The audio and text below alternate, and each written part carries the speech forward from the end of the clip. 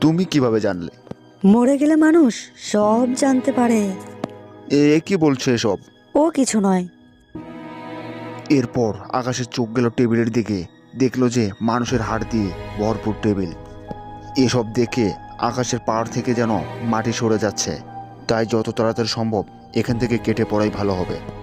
আচ্ছা সুমনা, আমি তাহলে এবার আসি, পরে আবার আসবো। এরপর আকাশ রুম থেকে বাইরে বের হতেই হঠাৎ করে তার কাঁধে একটা হাত পড়ল।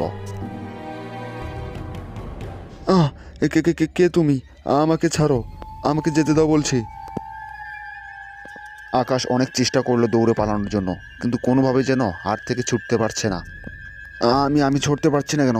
কি হচ্ছে এসব? ছাড়ো বলছি। এরপরে হঠাৎ করে সে সামনে দেখতে পেল একটি মেয়ে। কি বিভৎস চেহারা, দেখে মনে হচ্ছে রক্তখেকি ডাইনি।